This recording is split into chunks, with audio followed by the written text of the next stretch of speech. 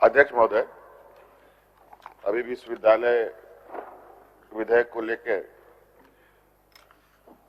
सदन में चर्चा हुई और कई जिज्ञासा माननीय विधायकों की तरफ से मुझे सुनने को ही मिला।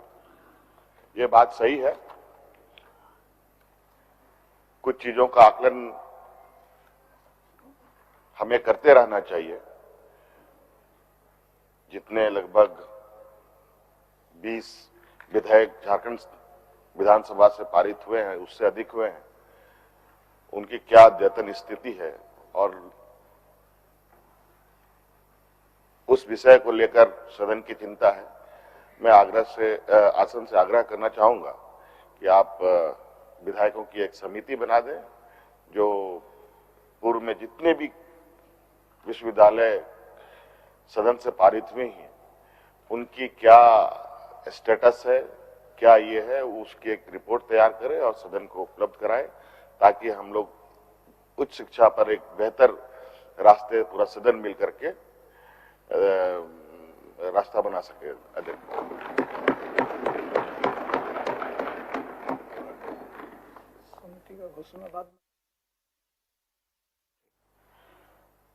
झारखंड नगर पालिका संशोधन विधेयक 2022, प्रभारी मंत्री नगर एवं आवास विभाग।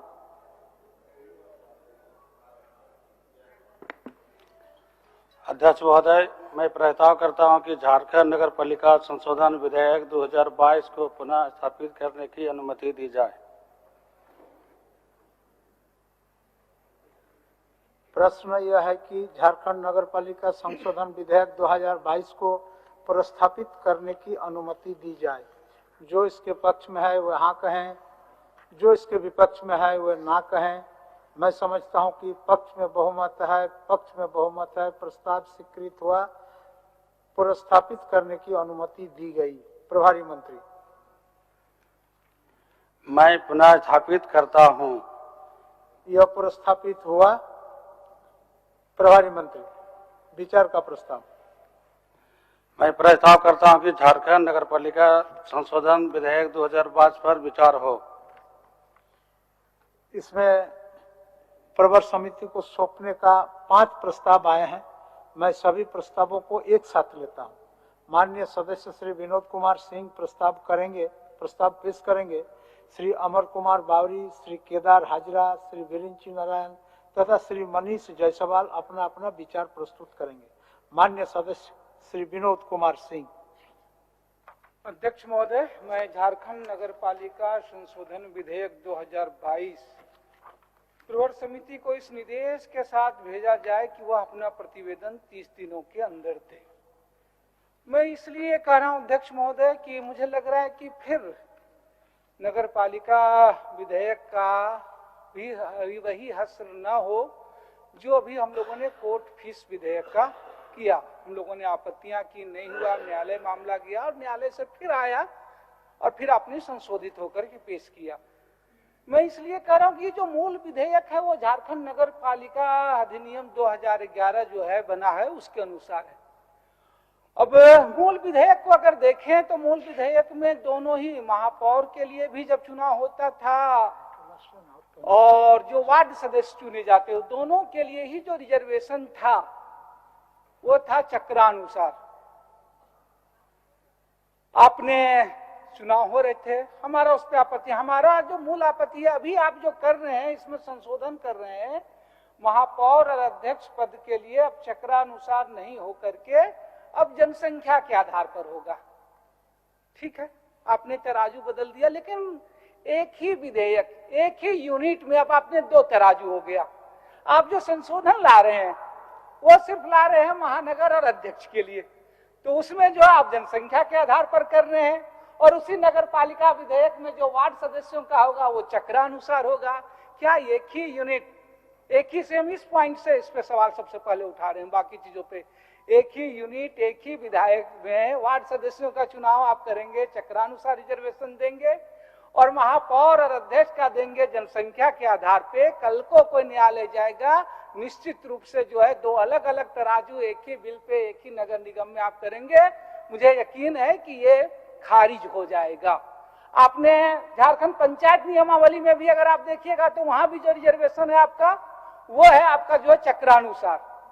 तो भाई अगर आप इस पे भी कर रहे हैं तो खैर वो बिल नहीं ला रहे हैं, हमको इससे सोचना चाहिए। तो हमारा सिर्फ ये कहना है अध्यक्ष महोदय, ठीक है जनसंख्या है, जनसंख्या को आधार मान करके होनी, क्योंकि कई ये वाकई आए, हम लोगों ने झारखंड पंचायत में भी देखा, वार्ड सदस्य में भी देखा है, चक्रानुसार में कई वार्ड ऐसे हो गए, आरक्षित हो गए और वहां उस समूह का एक के लिए एक भी नहीं है, और जहां उस समूह के बहुत ज्यादा संख्या में लोग हैं वो लोग जो है वो समाइन हो गए। तो ये सवाल उठना, ये सोसाइटी में होना, ये बात आ रही है। लेकिन हम करें कि एक ही बिल पे, एक ही पे ये दो तराजू, तो कल को फिर ये जाएगा और वापस आएंगे। इसलिए मुझे लग रहा है कि इसको प्रवर समिति को सौंपा जाना चाहिए, थोड़ा 30 दिन और इस पे विलंब हो। ये दोनों पहलुओं की हमारी जो चिंता है, ये तराजू या तो स्पष्ट कर दें, क्योंकि मुझे जो लग रहा है 2011 में था, झारखंड पंचायत में है, बाकी सब में चक्रानुसार है, सब में था। अभी आप महानगर अध्यक्ष, महापौर चेंज कर रहे हैं, बाकी तो अभी आप चेंज नहीं कर रहे हैं।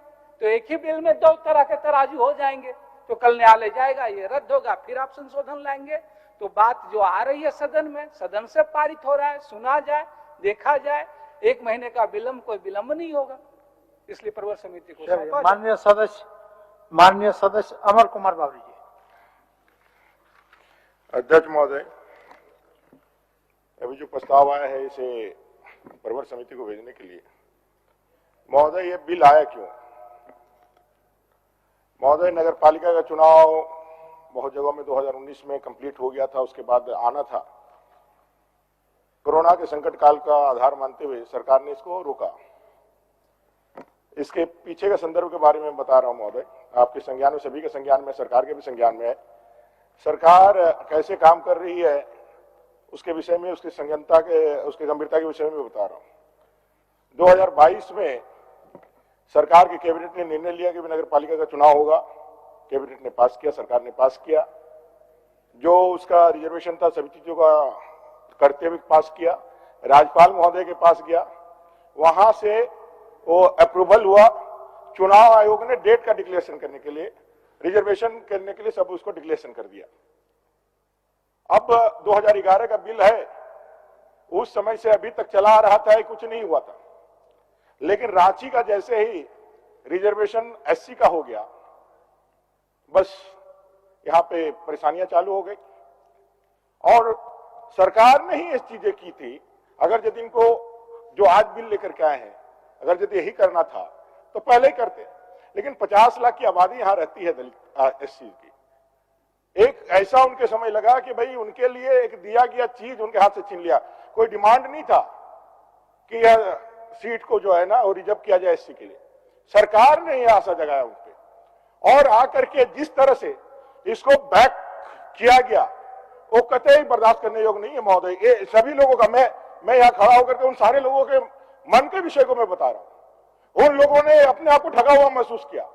सरकार के पास बहुमत है, सरकार के पास कानून है, उन्होंने अपने बहुमत का, अपनी ताकत का इस्तेमाल करते हुए हजारों वर्षों से जो एससी एसटी पे जो चला आता था दमन, उसी को फिर अपने कार्यों से उसको फिर पिछड़ा वर्ग भी अपने लिए आरक्षण मांग रहा था।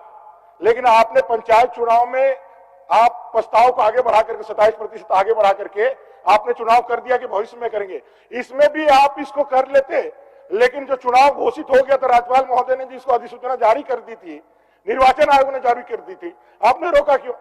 आपने रोक करके एक विशेष 80 वर्ग को, यहाँ के अनुसूचित वर्ग को एक तरह से बहुत बड़ा एक चोट दिया है। उनको लगता है कि वर्तमान की राज्य सरकार उसका कहीं कुछ देखने वाली नहीं है।